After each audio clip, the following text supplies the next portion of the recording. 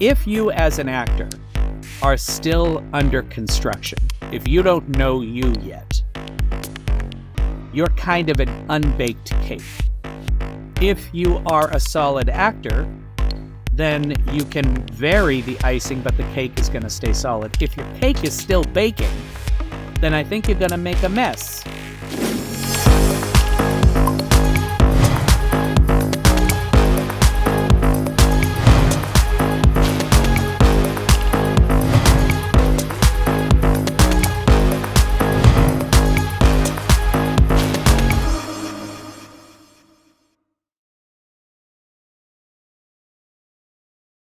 Hi, everyone. I'm Daniel Azarian. And I'm Tara Langella. And welcome to The Process, the show where we deconstruct the creative process with professionals from all disciplines. Join us as we offer a masterclass in innovation and imagination. Today, we are thrilled to have as our guest the fabulous Tom Antonellis.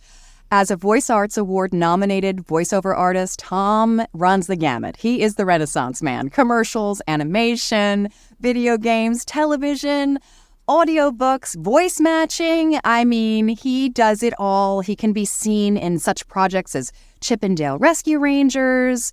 He can also be seen in Avengers Endgame and Joe versus Carol. He's worked with, Tom, who have you not worked with? He's worked with the Boston Celtics, Disney, HBO, Marvel Studios, Peacock, and Netflix, to name a few.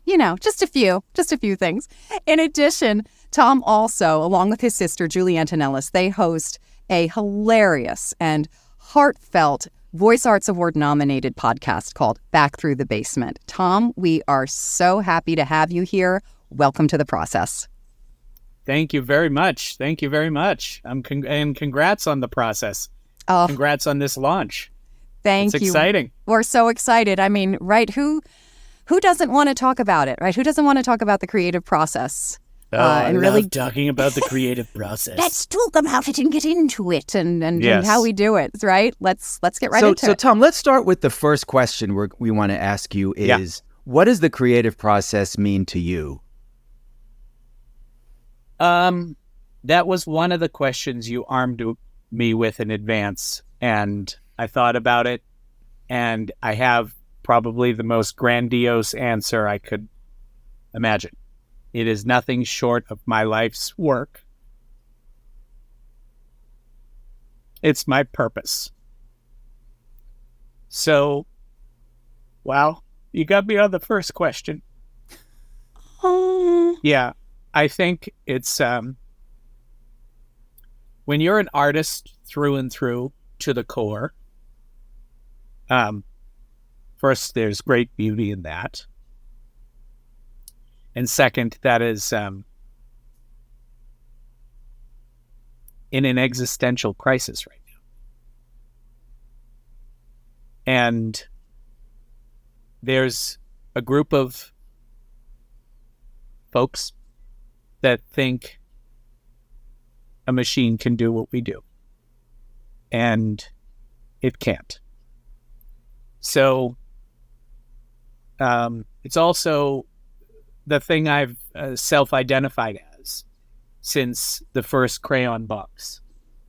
I actually keep in my drawer pack of Crayola crayons because this is my core.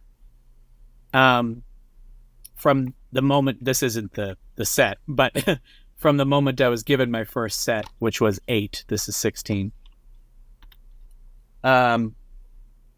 That's what I've been. So I think when you ask me what does it mean to me, it's just shy of everything. I think family and love are just as meaningful to me. But when I'm alone and I don't have anything else, I always have that I am an artist.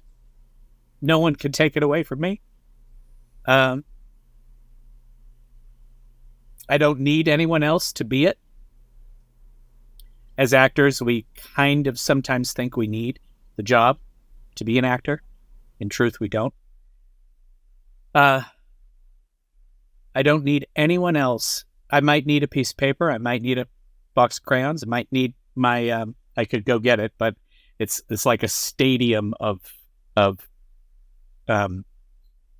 colored pencils. I might need a pen and paper or a computer to write. But really, when it comes to voiceover, I don't need a single thing outside my body. So it's really a very deep question right away, right out the gate.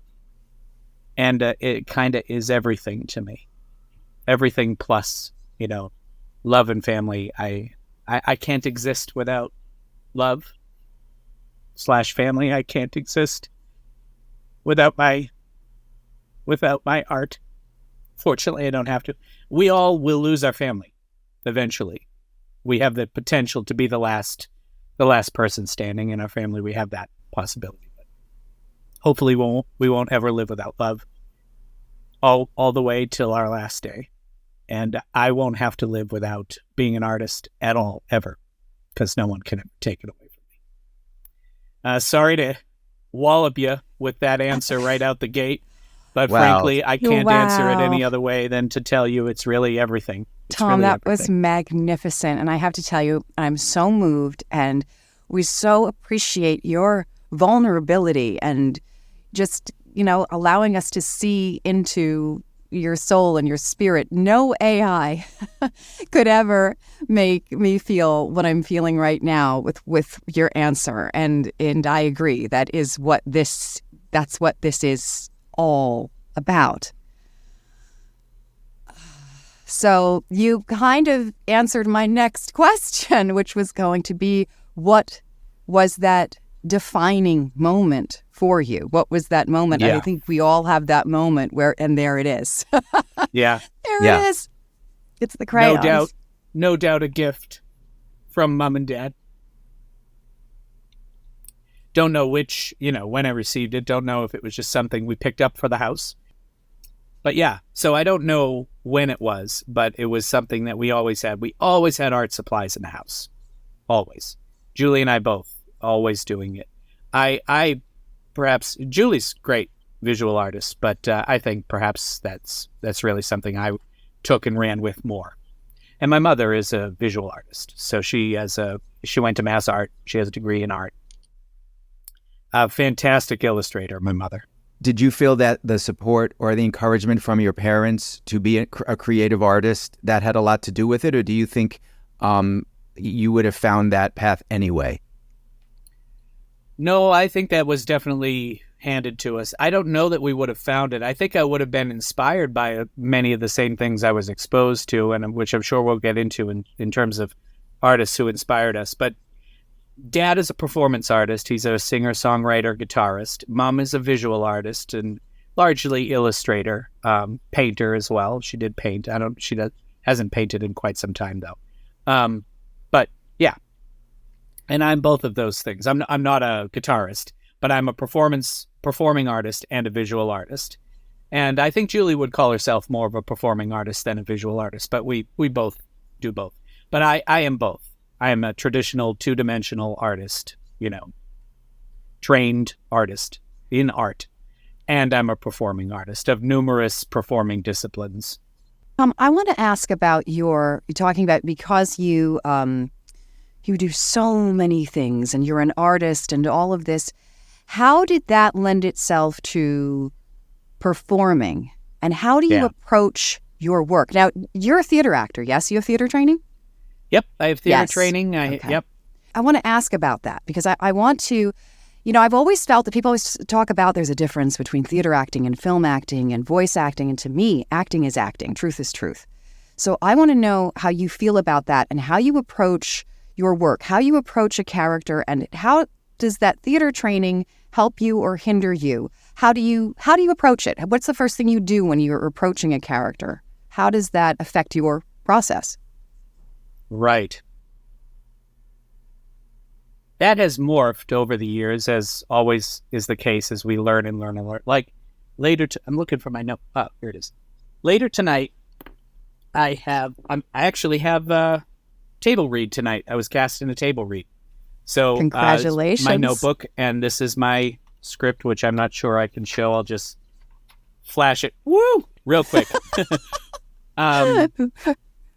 So I was trained, it depends on what era of my training. There've been so many eras.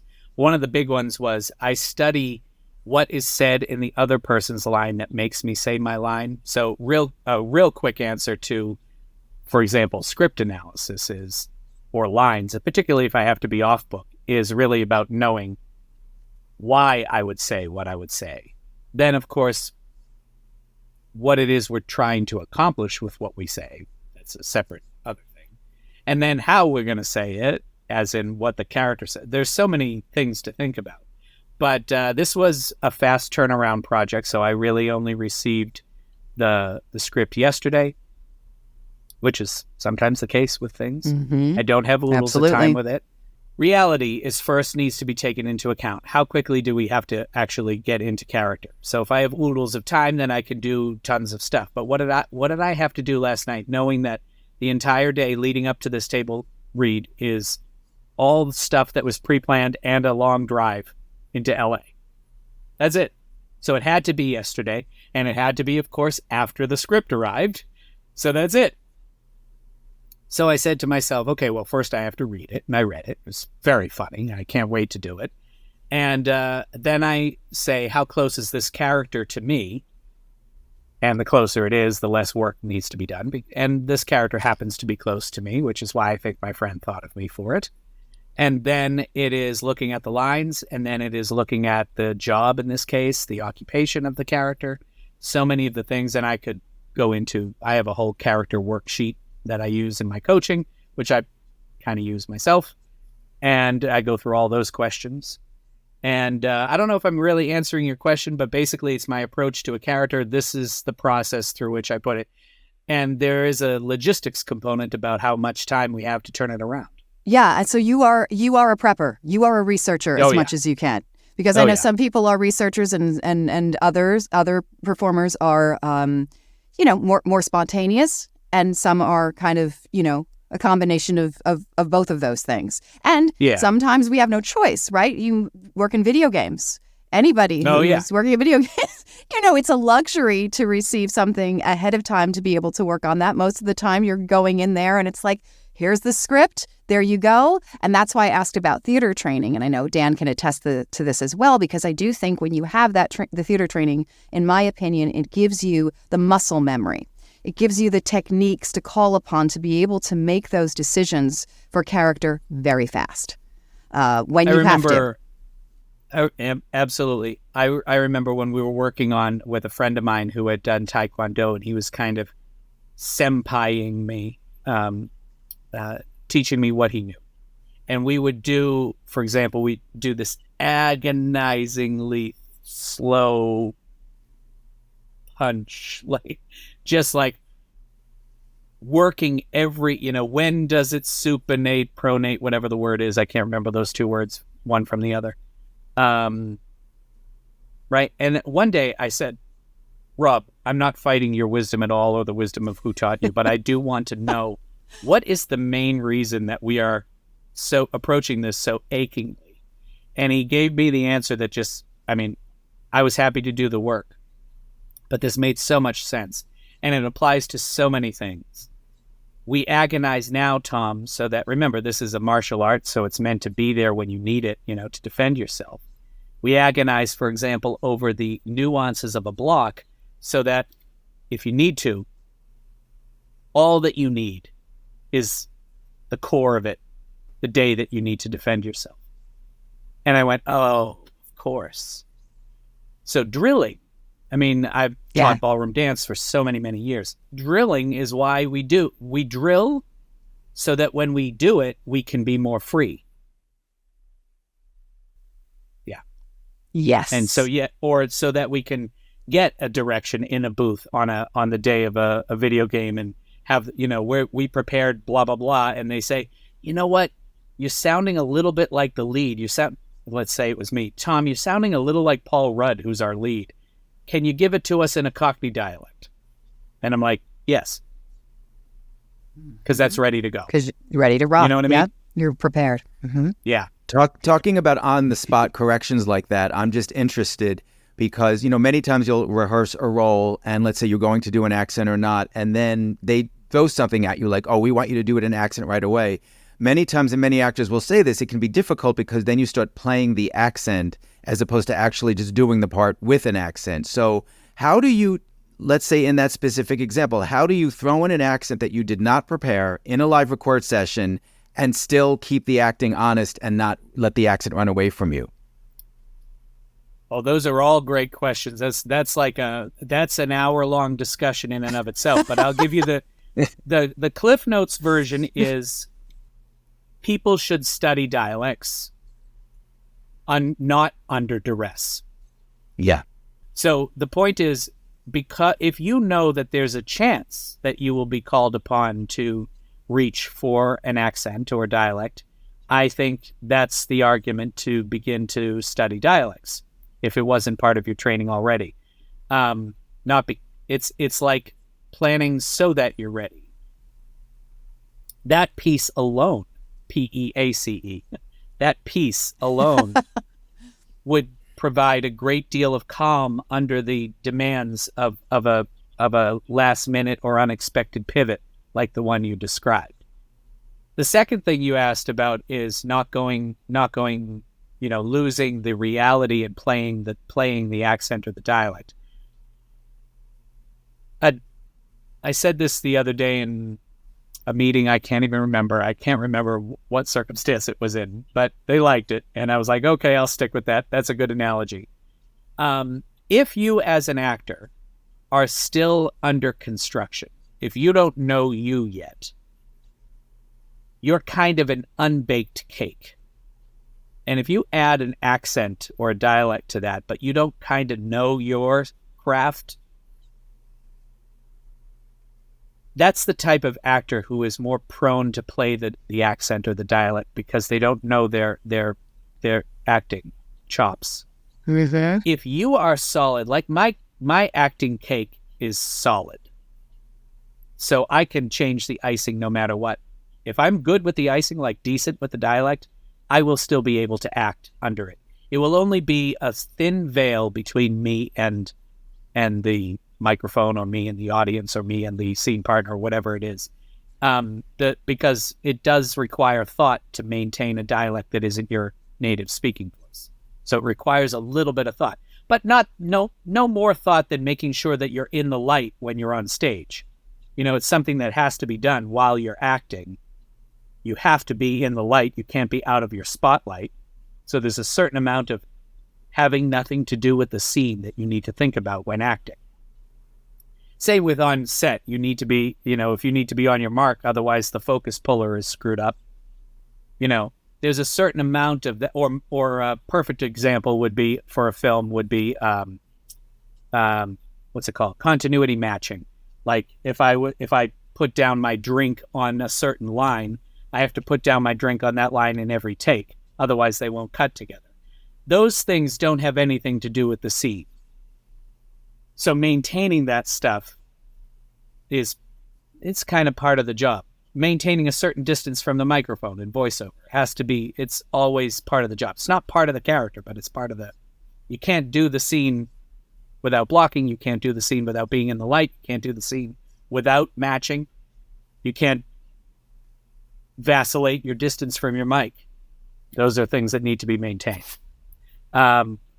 So if you are a solid actor, then you can vary the icing, but the cake is going to stay solid. If your cake is still baking, then I think you're going to make a mess. I'm so hungry, you guys. I know. I'm so hungry right now.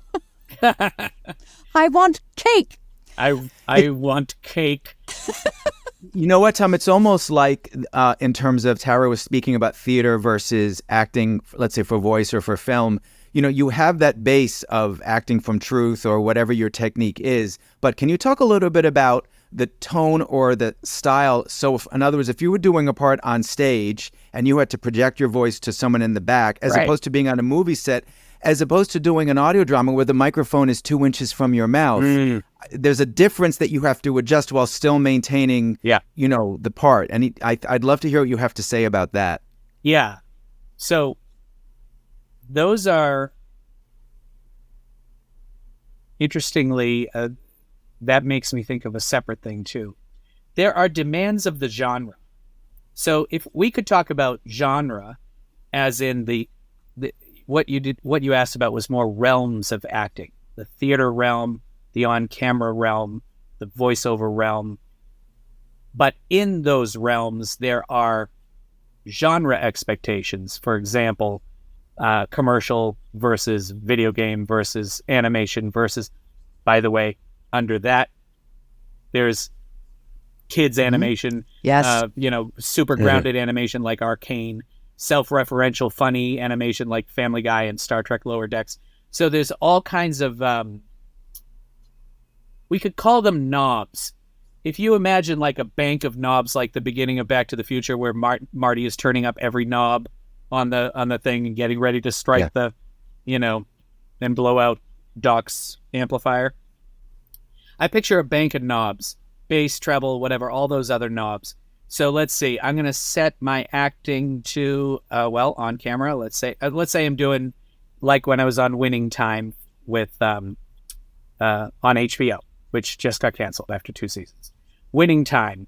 I'm in season 1 episode. But I had to get out of my voiceover space and I had to set a dial to on camera. And I thought about all the things that I've learned about on camera from studying with one of my biggest on camera teachers was Kim Darby. She was the young girl in True Grit, the John Wayne True Grit. And she was John Cusack's mother in Better Off Dead. She's hilarious in that movie. So Kim Darby. So I'm thinking about all those things before I go on set that day. So on camera setting, and then from what I understood before I was on set, largely dramatic acting, okay? But my scene is funny, and my character is funny. I'm a funny foil to the other person in the scene, which is thinking about not only how I serve the show, how I serve the scene, but how I serve my scene partner. So there's that setting. It was a dialect role, so I had to change my personal, how I communicate. I wouldn't sound like this in this role. So I had to change my dialect setting. Very easy dialect for me to do, so nothing to worry about, but I did have to remember to stay in dialect. And then I needed to learn on set the demands of the actual show, which was a very fascinating show, by the way, and it was nominated for its cinematography because it actually was shooting on camera, film camera. And I was like, oh, that's awesome, because I have a film degree from Syracuse, and I was seeing cameras similar to what I used, which was fascinating. And then they were doing numerous cameras. And then there was the adjustment to the fact that we were in a car in this particular scene. I was in the front seat, and there was a cameraman this close to my face, at some of the times of that day. So I had to not be concerned with this camera so close to me. All of these are settings. None of those settings, maybe the dialect if it was the same character, but if I changed all those settings and threw this onto a stage, there would be many things that would change. But what I guess we need to be a student of everything I just discussed. The realms, the genres, the subgenres, and the unique demands of delivery, such as being in the light on stage, hitting your mark so that you're in the light, such as a camera this close to your face. And not worry about, that's not my job. I trust the person behind that. I trust why they're that close. I trust that I'm in focus, and to not micromanage, like, are you really going to be that close? Am I in focus that close? It's not my job. There's got to be a reason they're that close, which is also a thing if you're a type A kind of control person, which I can be. You don't want to do any of that on set. Like, I didn't get that, Tom. Is that microphone close enough to me? Like, there's a certain amount we need to trust that those people are there for a reason, just as you're there for a reason. They know their jobs. Do they always know their job? No, but it's better to trust that they do and focus on your job. Yes, you have to focus on That your was a job. And you have to trust the that was whole a tough entire lesson. process. Yeah. That was Yeah. a tough lesson. You I had know, to learn that the hard way a little bit.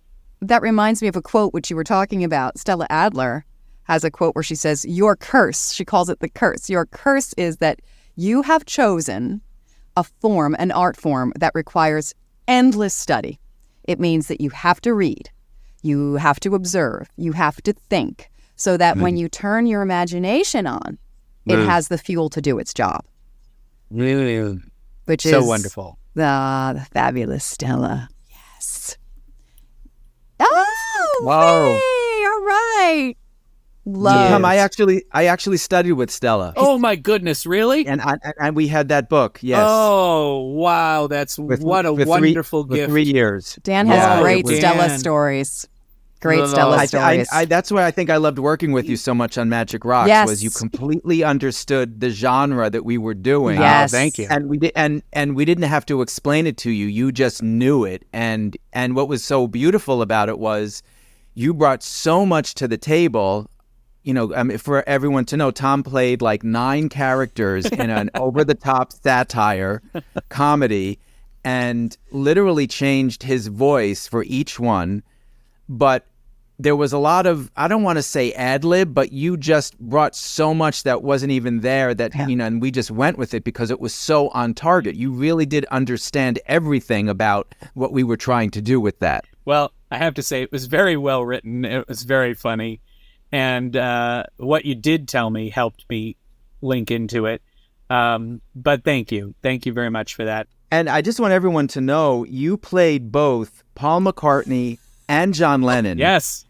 And I just want to know, like, I said to Tara, like, you literally found the nuances Right. between a very similar voice. Yep. And when you listen, you can hear the difference. Yeah. so great. It's so great. And now you didn't even, I think we did that on a cold read, so you didn't even go and do any research. So that was just, I did how enough. you did that was absolutely astounding. Thank you for that. That's actually a perfect example of knobs. So after we know that the realm is audio drama. We know that the genre is comedy. We know that it's also a kind of a buddy comedy kind of road movie. But, you know, it's a lot of little genres. And it's wacky AF, right? And it is. I remember Rocky and Bullwinkle was one of the Yes. source inspirations, and that helped a lot. And so now now we have these essentially Beatles sound-alikes, or, you know, Lennon and McCartney. So, and then of course I know Lennon and McCartney, and I love Lennon and McCartney. I love them both as artists and as their voice. I love their voice. Then I also know that is not only a UK dialect, but is a specific part of the UK, Liverpool, and the adjective is Liverpudlian, and the dialect is Scouse. I always want to say Scouse. It's Scouse, Scouse, Scouse. So it's referred to as Liverpudlian, and it's referred to as Scouse. And I remember, then of course, this gets into all of my heroes. And I remember one time Dana Carvey doing Paul McCartney, just saying one thing, and I just loved it. He said, "We were just a band that made it big, that's all," which I think is actually a real quote from Paul. We were just a band. So I took that and I slowed him down. We were just a band, right? So that was my Paul. And then I kind of pitched up to get the John. We were just a band, you know. I just was playing with a knob of speed and pitch to create those two differences. But you kind of can't do it if you don't have the dialect first. But once you have the dialect, you can adjust the knob. Yeah. Yeah. We were just a band. We were just a band. And it just doesn't sound like the same guy. Yeah. And neither so of them great. sound like this guy, you know? No, but Yeah. there's a bit of you in there. It's them. Well, but that's there's the cake. still the essence, and there you go. That's the There's cake. the cake. The part that you hear There's that's that still essence. me, because you know me, only because you know me, Yeah. is me. Right. And that is what will bind all the characters. And it's also comedic sensibility that binds Looney Tunes, to go back to the master, evoking the master, they are all bound in a certain je ne sais quoi, or a certain, certainly a certain humor because of the writing and because of the genre and the wacky and all that stuff. But they are bound also by the personality of Mel. Mm-hmm. Right? Yes. At that time. Yes. Now That's they're all right. voiced by varying numbers of people doing varying numbers of his legacy voices. But when it was him and only him, there was a binding effect across all of those Looney Tunes that is a direct result of him, his artistry, his sense of humor. Because you kind of can't change that. No. And nor should you. No, you shouldn't. It's like what you were talking about when we are bringing back the cake again, right? Yeah. You have to have that authenticity, and you have to have, when you were talking, Tom, what I loved about saying you have to know yourself. And that's a process in and of itself. You have to know yourself. That's a process, yes. But you have to know what your point of view is. Yes. Because that's what you're bringing to everything that you do and every character that you approach. And I do want to talk about audition, because your audition, right, Dan, your auditions, we loved your auditions, Tom, because you went there. You just kind of brought something unexpected. That's nice to hear. You gave us what we wanted, but you gave more. And so I kind of wanted to talk about that too, as you're approaching auditions yourself. When you're asked for something specific, this is what, like we all are. We're asked, okay, this is the spec and this is what they want. And then you have that, another take to kind of, if you just had one take, so if you have, listen, I've got one take to do. How am I going to approach this character? Okay, there's a separate thing from acting to a whole other thing that I call audition theory. So there's a whole science, I believe, to delivering a great audition. And I don't claim to be a master of it, but I do claim to be a student of it, and I do claim to have learned some pretty important points. So many, in fact, that one day I sat down and I wrote down, I went through notebooks, and I just sat with the thought of what is it that I really think about on auditions. And I wrote something called my EEAP, Ever Evolving Audition Process. And then I realized that this is something that I think all actors kind of do, whether they've put it pen to paper or fingers to keyboard on it or not. We have collected over time wisdom and thoughts and things we won't ever do and things we must always do when we do an audition. And that is the process. But the reason I wrote it down is because I was working with a client. God bless the client. I said, he was complaining about an ennui or a malaise in his approach. And I said, well, tell me a little bit about your process. What's your kind of what you just asked me? And he said, well, I don't know about process, but I get behind the mic and I kind of work it out there. And I did all that I could not to have my eyes widen and go, what? Technically, it was a process. Get behind the mic, figure out once there, 2 steps, but it couldn't have been further from what I do. When I impressed upon him that day, and since then we've created his process, he's got a great process, and not saying that it's the reason why he's booking more, but he's booking more. So he was the reason I wrote mine out. Between that day and his next session, I wrote out mine. And then I began to share it with him. And he was like, oh, that's great. And he was like writing down a bunch of stuff. And what I'd realized is over all the different teachers and all the different disciplines, and mostly my voiceover teachers, because mostly what I do is voiceover, I'd aggregated a ton of things to do. But if I was to give you perhaps the most critical one that I do, is that I hold myself accountable to a certain a standard to my auditions. The audition must be excellent. The audition must be thought through. the audition must be thought through, excellent, uniquely branded to me. That's what they all must be. I never send one out that doesn't have those three. And specifically, the brand needs to be there. The uniquely branded me needs to be there in the first 5 words of the first sentence. It's got to be there right away. They can't wait to get it. That's total casting audition theory issue. The fact that we know we don't get past our first sentence sometimes. That's right. Before they click to the next person. So we have to grab them right away. Similar to stand-up comedy. The first joke out of your set has got to get the crowd. Otherwise, you'll never get to some of the jokes that might take longer to set up or maybe need more goodwill from the audience to land, right? Yes. So starting with something that is too demanding of a stand-up's room, that's not how to start. Start with a tried and true, definitely going to work thing. So same thing with an audition. I feel I hold myself to the standard of winning the room in the first few seconds, which means the first few seconds has got to be me, which also means it's got to be not what is obvious. So I never do what is obvious in the first sentence. I try not to do what is obvious anywhere. But I really try not to do.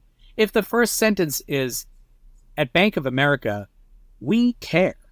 I mean, that's not easy to make yourself, to make excellent, and to think through. Because how many different ways could that be delivered? So obviously. But if I were just to hold myself accountable to doing an audition with that line right now, what was it? At Bank of America, we care. Let's just say that's it.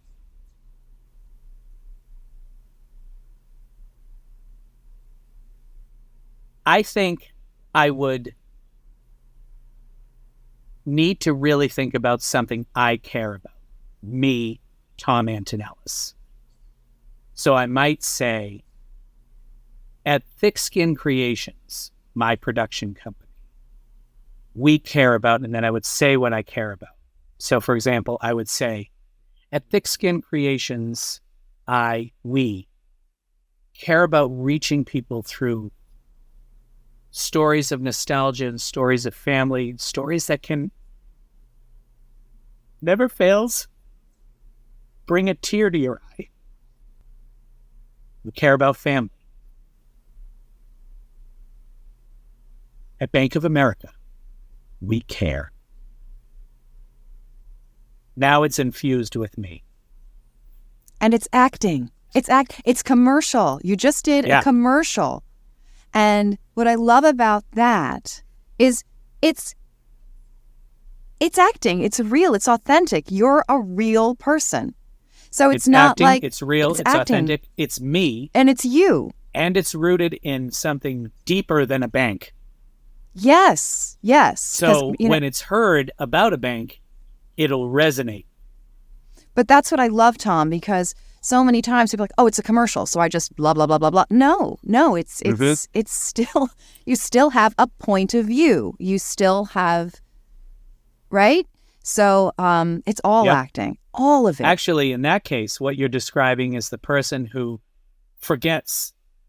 It's not that that person isn't capable of doing what I just did. The technique in acting I just did was substitution in a way. It's sense memory too. Yes.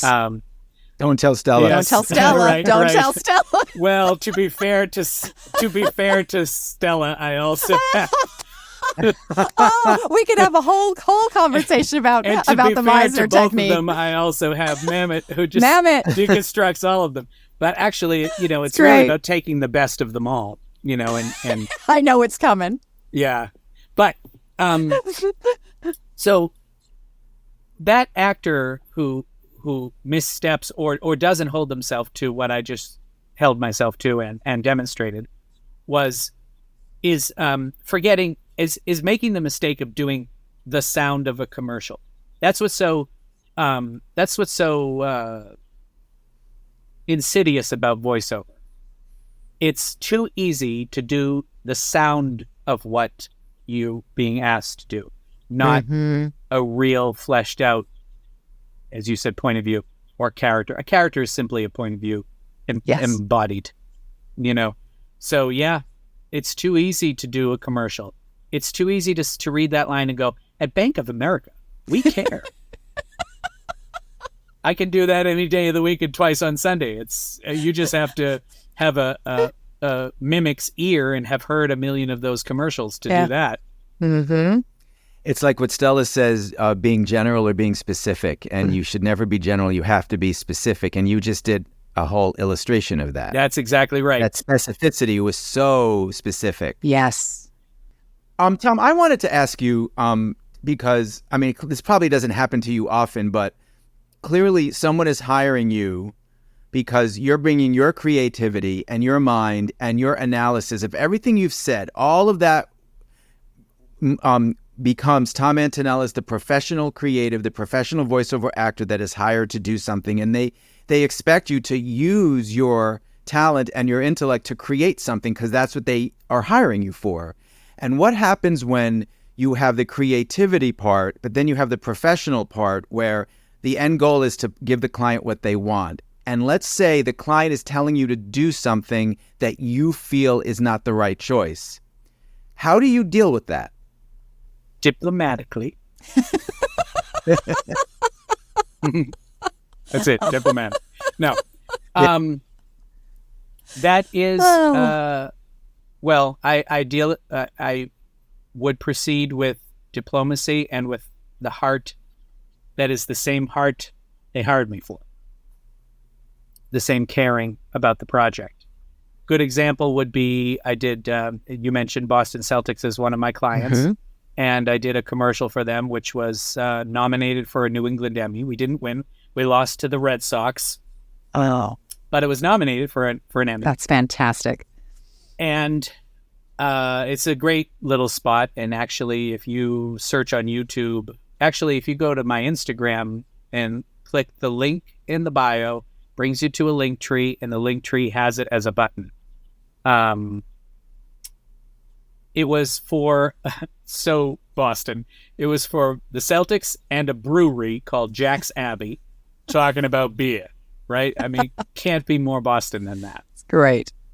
They did not want the Boston dialect. And I couldn't believe it.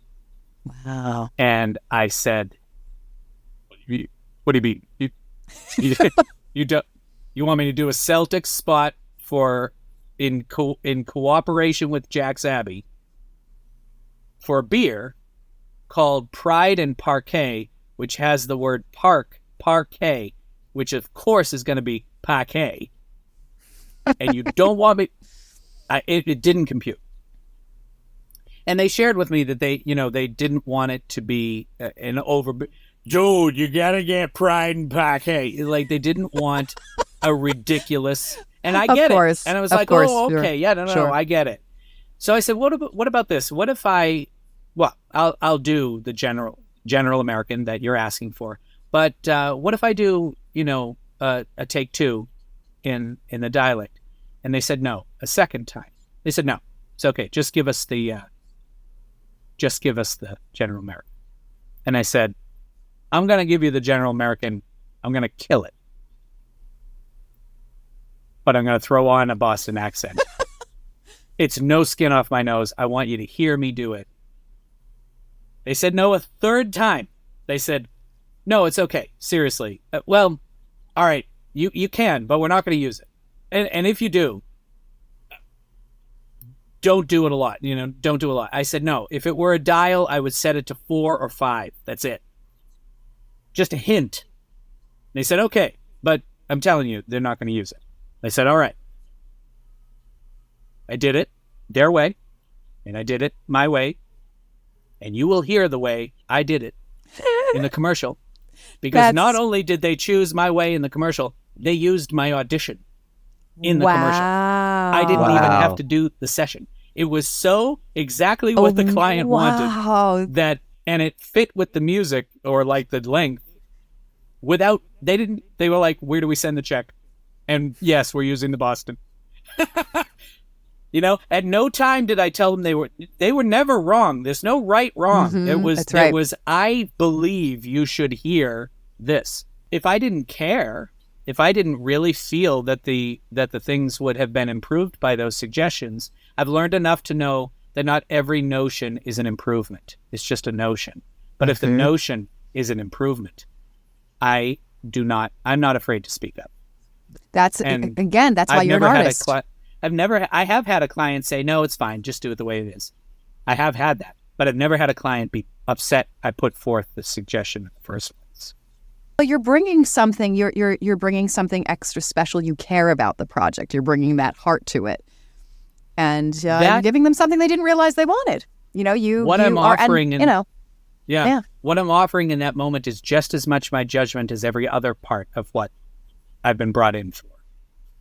You know, that judgment is just as valid as the voice I've chosen for the narrator and the voice I've chosen for the main character. I see it as the same judgment that you're paying me for this judgment. I'm not going to sit on it. It's my judgment. Mm-hmm. Actually, I think our judgment is a big part of what we are as actors. I think we're hired for our judgment. Yes. And our discernment, if not judgment. Discernment. Just discernment. And yes, what I said before about confidence, because you do have to have, that's so important with being a creative. And I do think we do have to be slightly delusional. Yep. I think I do. You know what my biggest delusion is? Which I have no desire to change. My biggest delusion is I am perfect for everything that crosses my desk. There it is. Yes. Perfect. There you go. Yes. My auditions are filed in folders, and every folder says perfect role dash and the name of the role. They are all filed alphabetically perfect. Perfect role. That's it. That's perfect. exactly I'm right. Perfect for everything. Always. I tell myself I'm perfect for everything. Now, it is impossible, aside from my delusion. I am aware that I cannot possibly be perfect for everything. Aware of that, now throwing that completely aside. Exactly. I choose to believe and self-delude into a fervent belief that I am perfect for everything that crosses my desk. And it is simply those who recognize that I'm perfect for it, that I book, and those who do not recognize that I'm perfect for it, that I do not book. I get to enjoy being perfect for everything that crosses my desk. Everything. That's probably my most prevalent delusion. No, that mindset is very. Most entrepreneurs have that mindset, and successful entrepreneurs. You know, that's a very effective way. You know, that if you really believe in something, others will believe it.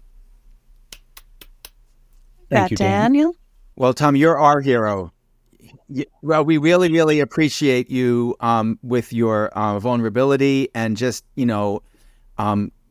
asking all of our questions and really giving us an insight into your process and to who you are as an artist and as a person. So thank you very much. It's been a pleasure. Truly a pleasure. And Tom, I don't envy your editing job with this. We love you, Tom. Tom, you have to tell everyone where they can find you. Oh, yeah. You know, where? Okay. Yeah. So, of course, they can get to know me and Julie on Back Through the Basement, wherever you listen to podcasts. I welcome people to follow me on all social media. The platform formerly known as Twitter is Tom_Antonellis. Instagram is @TomAntonellis. Clubhouse is @TomAntonellisVO. LinkedIn and Facebook by name. Facebook, there's a like page. My website is tomantonellisvo.com. We'll have Tom's links in the description of the video as well. That was the Tom Mini Masterclass. It was the process.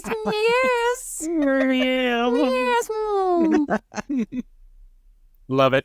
Tara, we have to get you a process mug. So I that need when a you sip process your mug. tea... Can you just put that on? You should do. Yeah. No, because you have to sip it with that little sinister knowing. Like this? The process, right. Do it like every 5 minutes? No.